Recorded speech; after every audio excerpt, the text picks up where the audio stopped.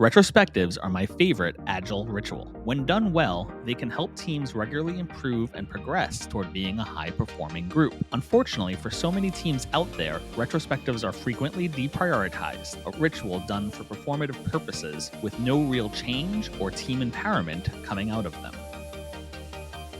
Hello friends, I'm your friendly Agile alpaca here to offer you guidance on Agile, leadership, and team building. Today, we're going to talk about some things you can do to improve your retrospectives and some things to watch out for. Now, before we look at how to improve your retros, it's important to level set and discuss the purpose and origins of retrospectives. The Agile Manifesto, written way back in 2001, doesn't prescribe much in terms of practices or processes, except for this. Quote, "At regular intervals, the team reflects on how to become more effective, then tunes and adjusts its behavior accordingly." End quote. This one line from the 12 principles behind the Agile Manifesto is the origin and original intent of the retrospectives we see today, and there are a couple of elements of it that we need to look at. First, like with much of the manifesto, the focus is on the team. It is the team reflecting on its performance and then modifying its behavior based on this reflection. It's not managers taking the feedback from the retrospective and telling the team how to adjust. The whole intent here is that the team is empowered to make the changes necessary so that they can be more effective and deliver valuable working software. The other important bit here is the at regular intervals language. Unlike more traditional end of project rituals like postmortems or lessons learned, this is meant to be an ongoing and regular activity that the team conducts. This provides two benefits. It creates an environment of continuous improvement, and it allows the team to inspect and adapt as the context in which they operate may change. So, in summary, a retrospective is a forum for the team to look back at how they are operating as a team, identify opportunities to improve, and to take ownership in fine tuning their ways of working so that they can improve their ability to do their jobs. To be successful, the team needs to be comfortable enough to speak hard truths and discuss problems they are facing, and they need to feel empowered to make the changes necessary to address those problems. With that said, let's talk about ways to make the most of the retrospective time that you have so that all of these statements can be true. Tip number 1, the prime directive.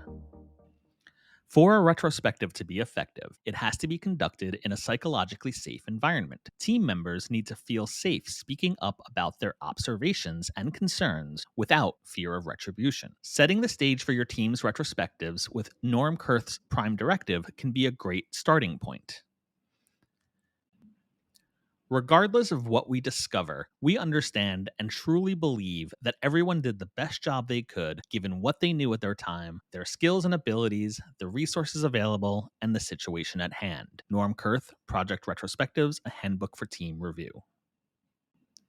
We want the retrospective to be a constructive and productive exercise, so encouraging folks to not finger point or assume the intent of their teammates is a great start. I usually coach folks to be more general in their constructive criticism, using we and our language instead of I and you, so that there is a shared sentiment of collective ownership. Tip number 2, no outsiders. Continuing on the theme of psychological safety, we want to make sure that the environment of the retro itself feels safe to all participants. Throughout my career, I've had more than one executive or manager ask to sit in on a retrospective, to be a so-called fly on the wall so that they can see what people are saying. I always say no. The mere presence of an outsider, whether it's a stakeholder, the team manager's manager, or any other third party, can directly influence how open people will be about what is really happening within the team. For fully remote and distributed teams, I also recommend not recording retrospectives for these same reasons. The fear of someone outside of the team watching at a later point will definitely limit what some team members may say. Along those lines, while it can be fine to share the list of team agreed upon action items after a retrospective, never publish the individual responses, especially not if there are names attached to them. Tip number 3, limit your responses. Limiting the number of responses per participant during the retrospective can be an important element to making that retrospective effective and productive. First, it's a great exercise in learning and practicing prioritization. What are the top 3 things you want to discuss this retrospective? We usually don't have time in a single meeting to go over every issue that has come up, so encouraging the team to prioritize and pick the most important ones ensures that we're making most of the retrospective time. This learning can also carry over to the day to day work, where we can't take on every project or ask made of us, and we have to be able to prioritize. Second, we want to make sure that everyone on the team has an opportunity to speak. When allowed to raise unlimited issues, some folks may dominate the conversation and discourage others from participating. By setting boundaries on the number of responses, we make sure that there is a fair and equitable space for every member of the team. Finally, we're working within a time boxed meeting, and we want it to be valuable for every person involved. By focusing on the most important items, ensuring every person has an opportunity to talk, and doing so in a timely fashion, we can make sure that every retrospective is meaningful and leads to improvement. Tip number 4: encourage experimentation. Once the team has identified areas of improvement within their ways of working, it's important that we encourage them to come up with potential solutions for those problems, solutions that they can own and implement. When we come to this portion of the retrospective, here's how I usually frame it. Okay, team, we've identified this as an area we want to improve. What is something we can try to do over the next 2 weeks to improve it? Remember, nothing we decide here is set in stone. We can try it for a couple of weeks, and if it helps, awesome, we'll keep doing it. If it doesn't help, we'll stop doing that and try something different. We're looking for a couple of things here: participation from the team so that they can own the changes, but also a commitment to try something. Too often, people may feel afraid to suggest something for fear that they'll be locked into that practice or process forever. So it can be very effective to propose that the action items are limited time experiments. As with most things Agile, the smaller or more incremental, the better. What are some small tweaks we can do that are within our power to implement that will improve this situation? Tip number 5: outcomes over action items. There's a lot of value in coming up with a list of tasks at the end of a retrospective. These could be things that you want to change about the way you work, experiments you want to try, or other adjustments you want to make as a team. And most guidance on retrospective facilitation will tell you that these action items are super important. But this guidance tends to focus a little too heavily on the action items themselves and checking off whether or not you've completed this list of tasks. It's important to remember that the action items are meant to be an output of the retrospective, not the end result. What we're really concerned about is the outcome of the retrospective. That outcome is focusing on improvement as a team. How can we get better as a group and find new and improved ways of working with one another on a day-to-day basis? So instead of checking off the list and seeing if you did all of the action items from the previous retrospective, try to ask about the problems that were raised in that retrospective and see if they've gotten better over time. Tip number 6: time management. While most guidance suggests at least 90 minutes for an effective retrospective, in reality, I found most teams willing to spend no more than an hour on it every couple of weeks. Meeting burnout is real, and asking them to participate in any meeting longer than an hour can be a tough sell. But even if you have the full 90 minutes, time management of the retrospective is crucial if you want positive results.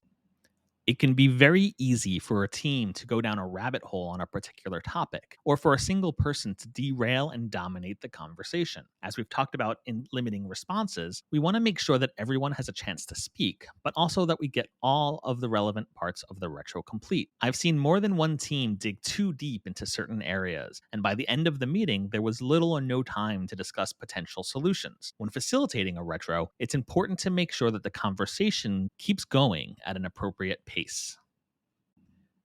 When running a traditional retrospective, what went well, what could have been better, what are we going to do about it? Here's a general rundown of the timeframes that I'm looking at. We start off with about 5 minutes of icebreakers or social chat for people to be relaxed and to warm up to the meeting. Then I set a timer for 3 minutes and I ask participants to come up with up to 3 stickies for what went well over the last 2 weeks. Once that timer is done, we spend about 12 minutes with each participant reading their stickies one by one. Another timer set for 3 minutes, and the participants are asked to put up to 3 stickies for what could have gone better. Again, when the timer is done, the participants one by one read their stickies and listen to one another's points. We have about 5 minutes to group all of the stickies in the what we could have done better column and dot vote on what we should discuss so that we can prioritize the most important items. And then that leaves about 20 minutes at the end of the meeting to discuss the highest voted items in prioritized order and come up with potential action items. While facilitating any retrospective, I am constantly monitoring the clock to see how we're doing on time and may adjust my instructions or guidance throughout the retro as needed to make sure that we can cover potential solutions and action items at the end and have enough time to do so. Tip number 7, mix it up. One of the biggest reasons retrospectives end up feeling stale, rote, or boring is that the team does not vary the format, sometimes ever. While a standard format can be great for consistency purposes and setting expectations within the team, there's a lot of value in mixing up the format used on a periodic or regular basis. Changing the format, the tool, or even the location of the retrospective if you are a co-located team can keep the sessions fresh and engaging and reduce the potential pitfalls of boredom and repetition. There's an added benefit. Mixing up the format can force folks to think about things from a different point of view, pulling them from the weeds and encouraging them to examine items from new angles. There are a plethora of resources out there for fun and exciting retrospective formats. I'll link to a few in the video description. Some favorites that I've done include using a jar of feelings, a non-denominational retrospectivist for the rest of us during the holiday seasons, and using story dice to describe the past couple of weeks. Have you seen a great format that you love? Leave a comment below and share. Hopefully you've learned something useful within these 7 tips and tricks that you can apply to your own retrospectives, whether you are facilitating or just participating in them. If you found them helpful, please like and subscribe for more content like this. If you have any feedback about the video, let me know in the comments what you think, because I'm always reflecting on how things are going and I want to know where I can get better. Finally, thank you for watching to the end, and I hope to see you soon.